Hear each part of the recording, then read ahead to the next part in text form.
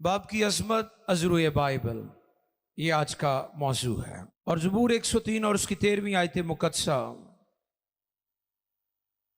को हम पढ़ेंगे। ज़बूरों की किताब में से ज़बूर नंबर 103, साम 103 वर्स 13। ज़बूरों में से ज़बूर 103 और उसकी 13वीं आयत मुकद्दसा आज की मरकजी आयत है। खुदा के कलाम मुकद्दस में रकम है, जैसे बाप अपने बेटों पर तरस खाता है, जैसे बाप अपने बेटों पर तरस खाता है, वैसे ही खुदावंद उन पर जो उससे डरते हैं तरस खाता है। पाक कलाम के पढ़े, सुने, समझे और कबूल किए जाने पर खुदावंद की इलाही बरकत। सब कहें आमीन। बाप की अजमत अजरूए बाइबल। पिछले सालों में हम रिक्शों के ऊपर, ट्रकों के पीछे लिखा हुआ देखते थे, ये सब मेरी मां की दुआ है ना। लेकिन अब मैंने कुछ समझदार लोग भी पाकिस्तान में देखे हैं, उन्होंने लिखा हुआ था, ये सब मेरे बाप और मां की दुआ है। ये होना चाहिए था, ठीक है। इसको अंडरस्टैंड करने की जरूरत है। इसलिए तो न्याणे बहुत अम्मा नूं ही प्यार करते हैं, अब इन्हां ते बहिंदे ही नहीं गए। साडा ਇਹਦਾ ਮੂੰਹ भी चुमना हो किसी को कह के चुमने पैंदा है, क्योंकि करीब कम होते हैं ना। फादर्स के बाद बच्चे कम आते हैं, मदर्स के साथ उनकी ज्यादा अटैचमेंट होती है। बाप की अजमत अजरूए बाइबल। दुनिया में फादर्स डे मनाया जाता है, किस किस को पता है? सबको पता है। और ये कब आ रहा है? 16 जून इतवार के रोज। इसकी हिस्ट्री, तारीख जानना बहुत जरूरी है। नोट कर लें अगर आप नोट कर रहे हैं, अगर नहीं तो ज़हन नशीन कर लें। वैसे सारी बातें जहन में नहीं रह पाती, तो नोट कर लेना चाहिए, वो ज्यादा अच्छा है जो लिख सकते हैं। इसकी हिस्ट्री सुने गौर से। इसका आगाज 1910 में हुआ था। कब? 1900 पहली दफा, फर्स्ट टाइम हिस्ट्री में फादर्स डे जो सेलिब्रेट किया गया, वो 1910 में। सनोरा स्मार्ट एक खातून थी, उसने इसका आगाज किया था। जब उसने महसूस किया इस बात को कि एक्चुअली उसकी जो मदर है वो बचपन में ही उनकी फौत हो गई थी, छोटे छोटे थे वो, और वो 6 बहन भाई थे। और उसके फादर ने माँ और बाप दोनों का जो किरदार है, उनकी परवरिश में, उनकी तालीम और तरबियत में अदा किया था। इसलिए उसने सोचा कि मुझे बाप की अजमत के लिए एक दिन मुकर्रर करना चाहिए। और उसने वॉशिंगटन डीसी अमेरिका में अपने चर्च के साथ बात की कि मैं चाहती हूं कि बाप की अजमत को हम सल्यूट करें, खराज तहसीन पेश करें, तो एक दिन सेलिब्रेट करें जो बाप की अजमत के लिए हो। तो फिर 1966 में अमेरिका की हुकूमत ने, उस वक्त के प्रेसिडेंट ने सरकारी तौर पर यह ऐलान किया कि जून का जो तीसरा हफ्ता हुआ करेगा, उसमें जो है फादर्स डे सेलिब्रेट किया जाएगा। ये इसकी हिस्ट्री है। जो आयत मुकद्दसा तिलावत की गई है उसमें लिखा है, जैसे बाप अपने बेटों पर तरस खाता है, वैसे ही खुदावंद उन पर जो उससे डरते हैं तरस खाता है।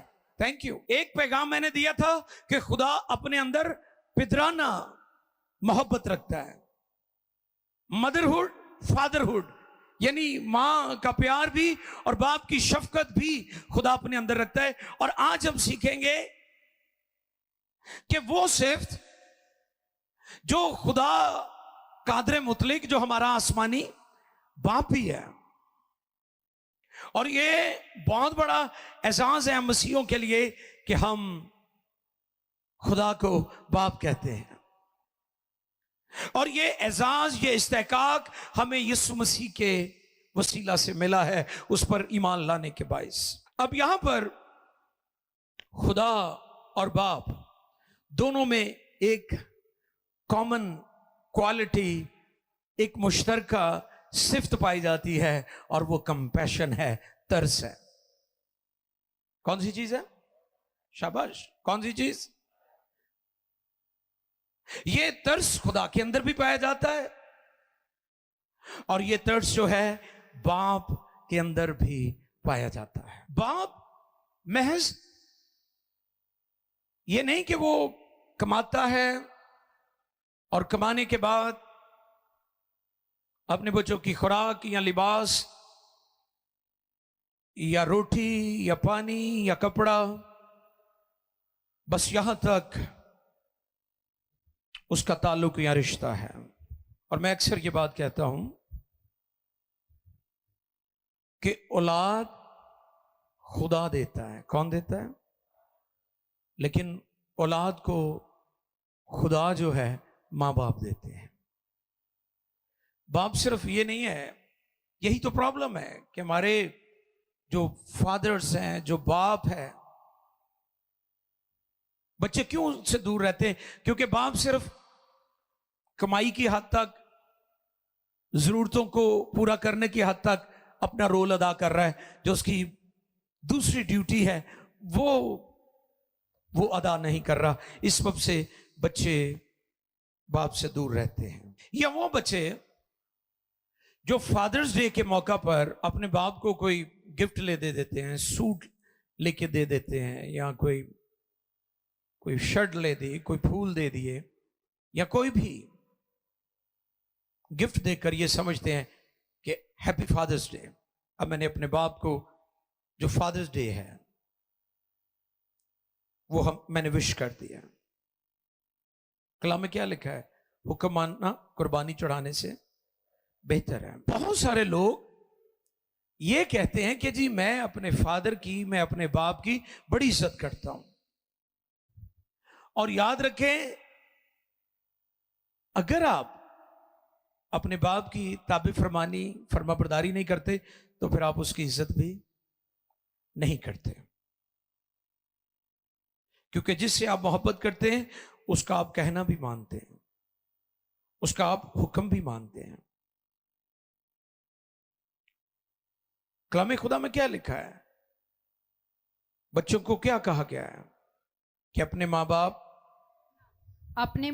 की इज्जत करना, तो जमीन पर तेरी उम्र दराज होगी। ये 5वां हुक्म है। इस पर मैंने मैसेज दिया था 5वें हुक्म के मुतालिक। लेकिन आज ये पैगाम खास तौर पर फादर्स डे के हवाले से है कि अगर आप ये कहते हैं कि मैं अपने बाप की इज्जत करता हूं, तो फिर आप अपने बाप का हुक्म भी मानेंगे।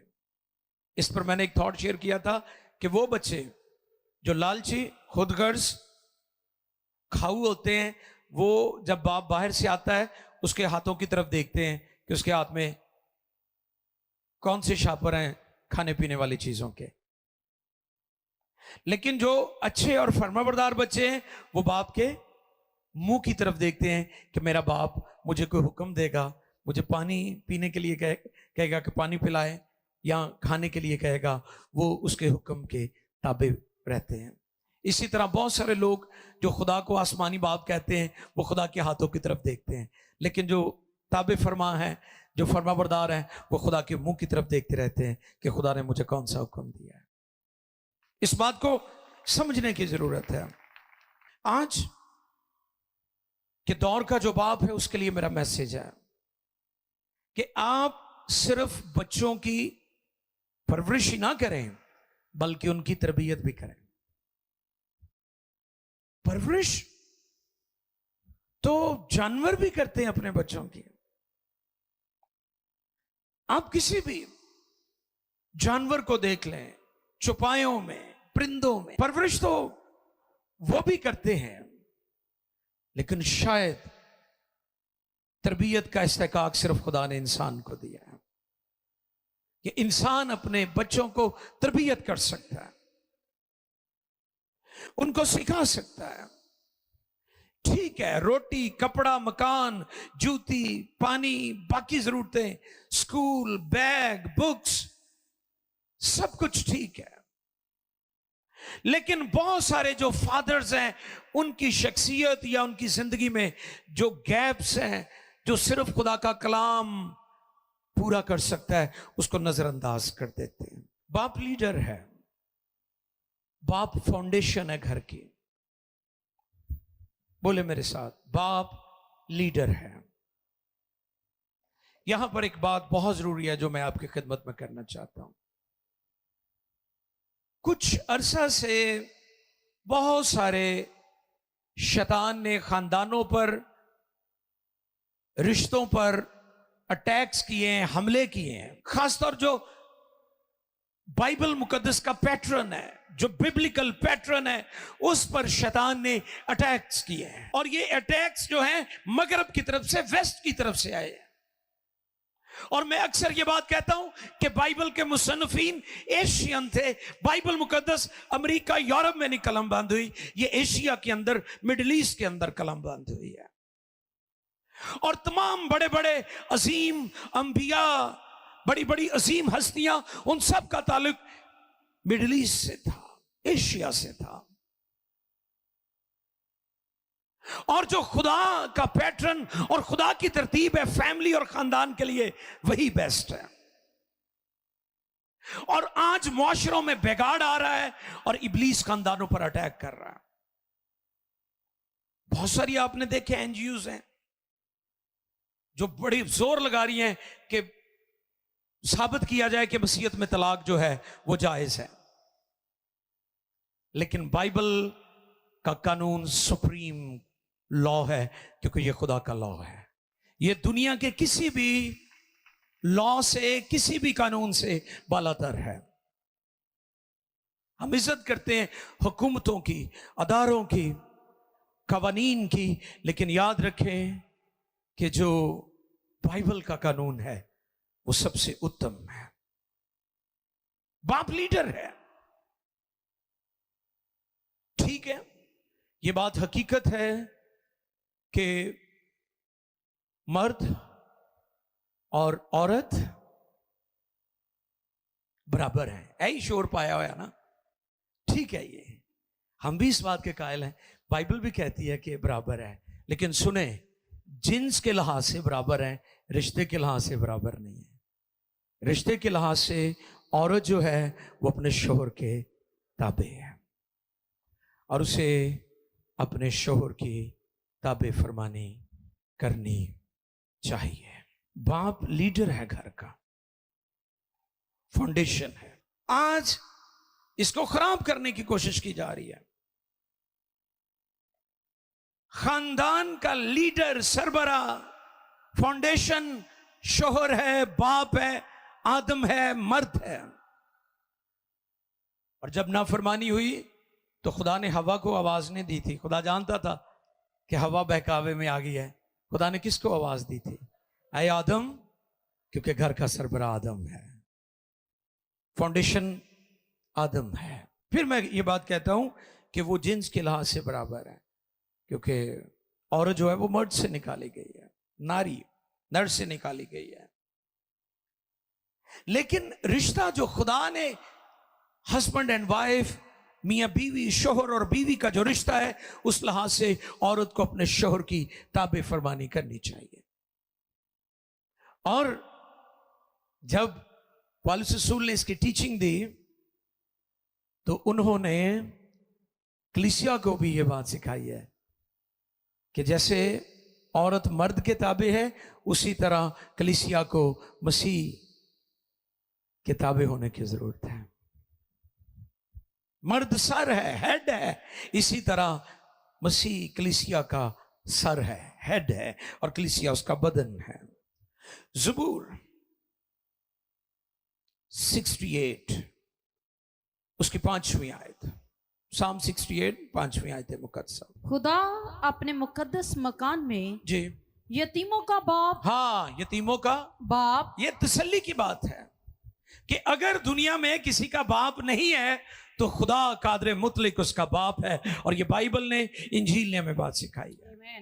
उनके लिए ये तसल्ली है। और फिर जब हम देखते हैं यीशु मसीह ने कहा कि मैं तुम्हें यतीम ना छोड़ूंगा, तो इससे मुराद यह है कि अगर आपका दुनवी या जिस्मानी बाप इस दुनिया में नहीं है, तो फिर आसमान पर खुदा कादर मुतलक आपका बाप है, क्योंकि वो यतीमों का बाप और बेवाओं का, यतीमों का बाप और बेवाओं का दादरस है। वो बच्चे जो अपने बाप के, जो बाप का साया उससे महरूम है, उनके लिए ये तसल्ली है। एक और हवाला अगर हम देख लें, जो जमीनी बाप के लिए आसमानी बाप की तरफ से नसीहत है, वो क्या है? इफ्सियों छठे बाब की 4 आयत मुकद्दसा निकालिए। इफ्सियों छठा बाब 4 आयत, आसमानी बाप की तरफ से जमीनी बाप के लिए नसीहत।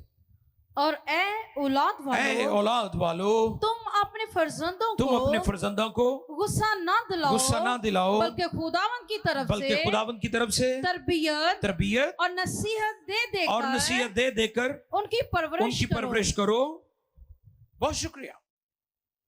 जो बात मैंने पहले कही कि सिर्फ बच्चों को उनकी जिस्मानी जो जरूरियात हैं, जो नीड्स हैं, सिर्फ अपनी जिम्मेदारी वहां तक ना रखें, बल्कि यहां पर क्या लिखा है?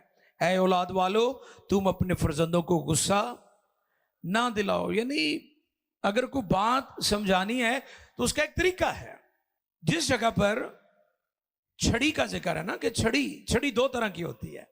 एक वो छड़ी है जो मारी जाती है, और एक गुफ्तगू की छड़ी भी होती है कि आप बच्चों को गुफ्तगू के साथ और दलाइल देकर और एग्जाम्पल्स देकर, और इस जगह पर क्या लिखा है कि तुम उन्हें, ऐ औलाद वालो, तुम अपने फर्जंदों को गुस्सा ना दिलाओ, कि खुदावंद की तरफ से तरबियत नसीहत दे, यानी तरबियत करो, नसीहत करो, दलाइल दो, उन्हें कलाम में से उनकी मदद करो, उनकी रहनुमाई करो, ताकि तुम्हारी नस्ल जो है वो ताबे फरमान हो, वो खुदा तरस हो। बच्चे थोड़े हों या ज्यादा हों, वो खुदा तरस नस्ल होनी चाहिए। पाकिस्तानी तो समझते हैं ना भाई, जिन्ने ज्यादा न्याणे होंगे उन्हें ज्यादा कामयाब आसी। शुक्र है कोई बेहतरी आ रही है, लेकिन हले भी काफी काम होने वाला है। समझाने की लोड़ है लोगों को।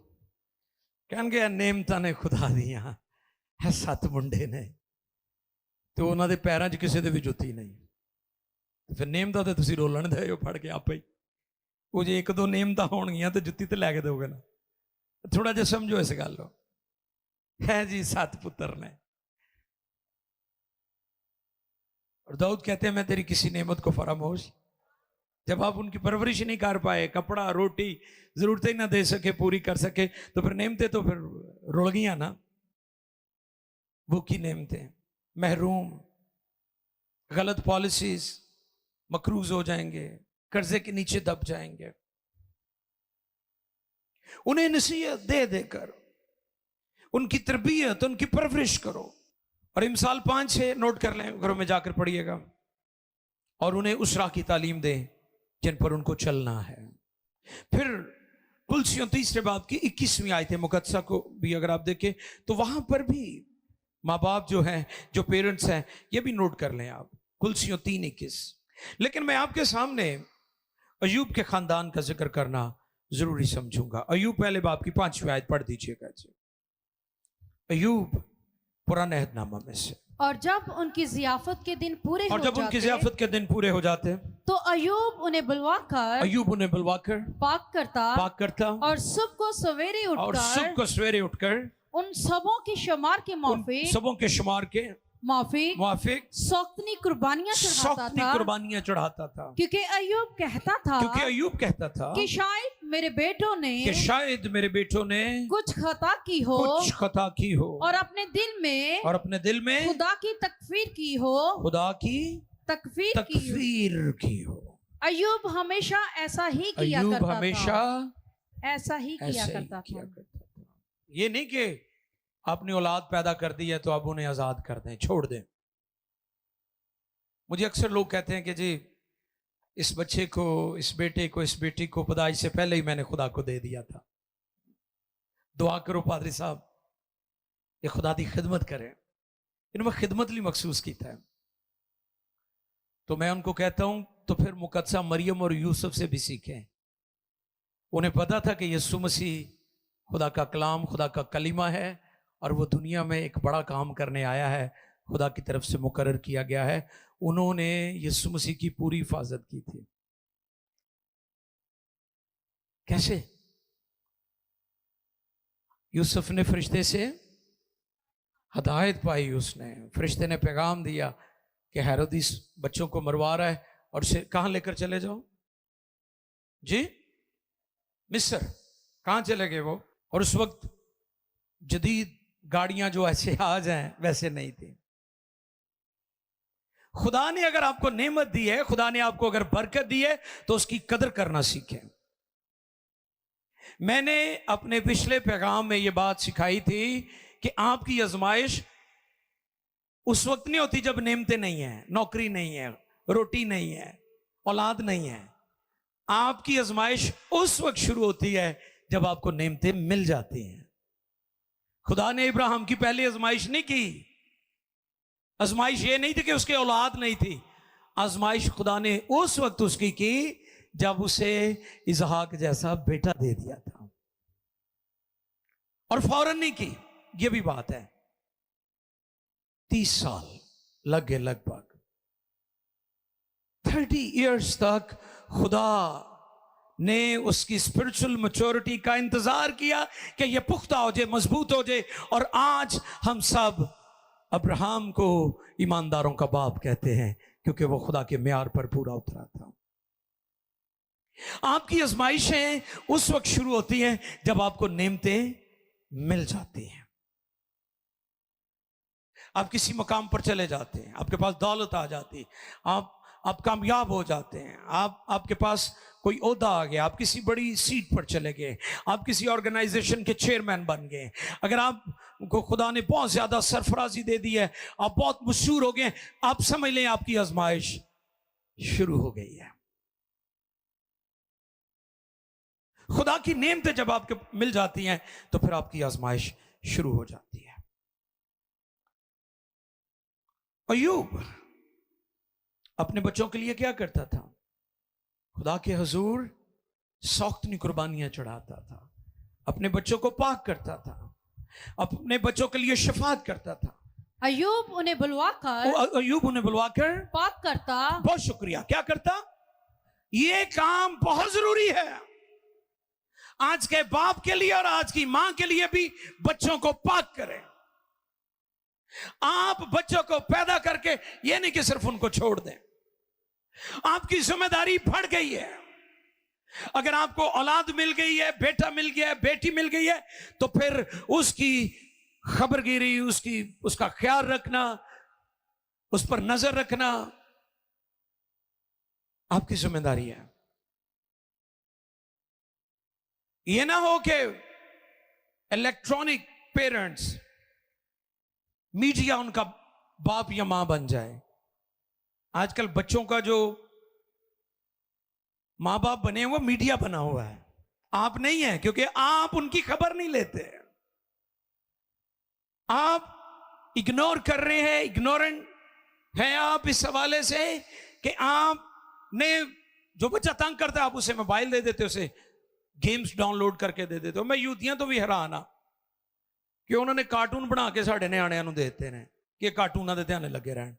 अपने बच्चों को कार्टून नहीं वहां दे भी, तो मैं दस दवा, अगर वो दिमाग चल रहा है ना दुनिया में उनका, तो वो न्याणियां नूं कार्टून नहीं वहां दे। ये याद रखें, आप चेक कर ले, उनके बारे में गूगल सर्च कर ले। वो अपने बच्चों को कार्टून नहीं दिखाते, कार्टून लिए उन्होंने थानू जो देता है कि तेरे न्याणे कार्टून बन जाए, उन्होंने ये आपको दे दिया है कि कार्टून देखते रहो। आप वो पेप्सी या कोक नहीं पींदे, वो थानू ही पिलांदे कि ताड़ी कैल्शियम फारग होए, गिट्टे गोडियों तुसी रह जाओ। आप वो शायद बदाम ते खजूरां दे ध्यान लगे हुए ने। एक कोक दे ध्यान ਤੁਹਾਨੂੰ ਉਹਨਾਂ ਨੇ ਲਾਇਆ। ये बड़ा जरूरी है कि आप सीखें इन चीजों को। खुदा ने जी मैनू इन्ने पुत्र दे दिते, इन्नियां धीआं दे, जिम्मेदारी भी उतनी ज्यादा है आपकी। उनका ख्याल रखना, उनको हर तरीके से एजुकेशन, हेल्थ, रूहानी तौर पर दुआ। दुआ आप उन्हें कहकर नहीं करवा सकते, आप उनके सामने दुआ करें, वो दुआ करना शुरू हो जाएंगे। तो कहोगे उन्होंने नहीं करनी, मार खाएंगे लेकिन नहीं करेंगे। आप उनके सामने वर्शिप करें, आप उनके सामने बाइबल पढ़ें, आप उनके सामने गीत गाएं, वो गीत गाना शुरू हो जाएंगे।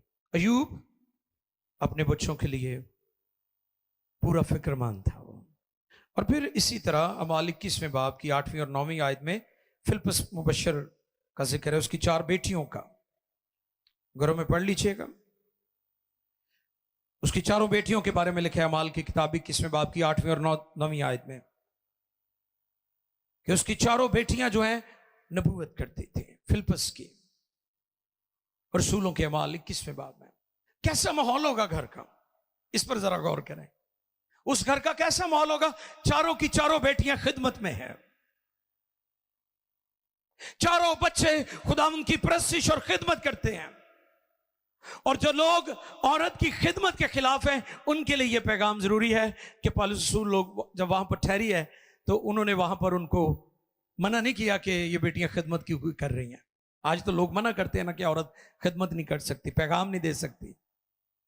उनके लिए पैगाम है कि पौलुस रसूल ने उनको मना नहीं किया था कि ये बच्चियां खिदमत नहीं कर सकती। वो वहां पर रुके हैं उस घर में, और वो चारों की चारों बच्चियां खिदमत करती थी। हमें अपनी बेटियों को और अपनी बहनों को, अपनी माओं को खिदमत के लिए इनकरेज करना चाहिए, इनकरेज करना चाहिए हमें उन्हें। ऐसा माहौल दें अपने बच्चों को, अपने खानदान को। आखिरी बात, मेरा बाप मेरा हीरो। सब कहें होना भी चाहिए हीरो, एवं जी गल नहीं है। बेटा कहे मेरा बाप मेरा, बेटी कहे मेरा बाप मेरा बाप मेरा बाप मेरा बाप मेरा हीरो। तो फिर बाप को ऐसा किरदार, ऐसी जिंदगी और ऐसी लाइफ अपने बच्चों को, अपना करैक्टर ऐसा दिखाने की जरूरत है कि उसका बेटा भी कहे, उसकी बेटी भी कहे मेरा बाप मेरा हीरो है। ये नहीं कि बच्चे मुंह छुपाते फिरन कि मेरा प्यो की करता फिरता है। क्योंकि आज बहुत सारे ऐसे फादर्स भी हैं, वो अपने बच्चों के लिए शर्मिंदगी का बाइस है, रुसवाई का बाइस है। यानी अगर कोई हमारी बच्ची जिसकी शादी नहीं हुई, वो आइडलाइज करे, ये कहे कि मेरा जो होने वाला शोहर होगा वो मेरे बाप जैसा होगा। ऐसा किरदार होना चाहिए बाप का, ऐसा करैक्टर होना चाहिए फादर का कि आपकी बेटी कहे कि मेरा होने वाला शोहर मेरे बाप जैसा होना चाहिए, क्योंकि मेरा बाप मेरी मां का ख्याल रखता था। मेरा बाप, उसका करैक्टर, उसका किरदार, उसकी शख्सियत, उसका मिजाज, उसकी गुफ्तगू मिसाली थी। यह बड़ा जरूरी है। और फिर बेटा कहे मेरा बाप मेरा हीरो है, और बीवी कहे कि मेरा शोहर मेरा हीरो है। ये इस लेवल पर फादर को आने की जरूरत है। यह लेवल होना चाहिए, क्योंकि बाप लीडर है, बाप फाउंडेशन है। हमें इस बात को याद रखना है। शैतान खानदानों पर, फैमिलीज पर हमले कर रहा है ताकि इन रिश्तों को बिगाड़ा जाए, इन रिश्तों को खराब किया जाए। जो पाक कलाम की तरतीब है उसको खराब किया जाए। जो खुदा की तरतीब है, इब्लीस उसको खराब करना चाहता है। लेकिन बाइबल मुकद्दस, खुदा का कलाम हमारे पास ज़ाब्ता-ए हयात है और ज़ाब्ता-ए नजात भी है। हालेलुया। दुनिया और कौमों के पास ज़ाब्ता हयात है, ज़ाब्ता नजात नहीं है। हम मसीहों के पास ज़ाब्ता हयात भी है और ज़ाब्ता नजात भी है। इब्ने आदम खोए हुओं को ढूंढने और नजात देने आया है। अगर दुनिया और हुकूमतें इस दिन को नहीं मनाती तो चर्च को फादर्स डे लाजमी सेलिब्रेट करना चाहिए। इसको सेलिब्रेट करना चाहिए। चर्च ने दुनिया को बहुत कुछ दिया है। जो लोग चर्च जाते, चर्च का हिस्सा है, उनकी जिंदगी में डिसिप्लिन है। चर्च हमें डिसिप्लिन सिखाता है। चर्च हमें उठना बैठना सिखाता है। चर्च वो जगह है जहां पर आकर हम रिश्तों, रिलेशंस, उनकी नजाकतों को, उनकी वैल्यूज को, उनकी इकदार को समझ सकते हैं। सोनोरा स्मार्ट ने वॉशिंगटन डीसी में 1910 में अपने चर्च के साथ मिलकर पहला फादर्स डे सेलिब्रेट किया। अगर हमारी हुकूमतें इसको ना भी सेलिब्रेट करें, हमें चर्च के साथ मिलकर इसको सेलिब्रेट करना चाहिए। और इस साल ये 16 जून इतवार 2024 को है। बच्चे सिर्फ गिफ्ट की हद तक फादर्स डे सेलिब्रेट ना करें, बल्कि अपने माँ बाप की ताबे फरमानी भी करें। फादर सिर्फ बच्चों की जरूरतों को पूरा करके बाप होने का हक अदा ना करे, बल्कि नसीहत करे, तरबियत करे और कलाम में से उनकी मदद और रहनुमाई करे। और अय्यूब की तरह अपने बच्चों को पाक किया करें।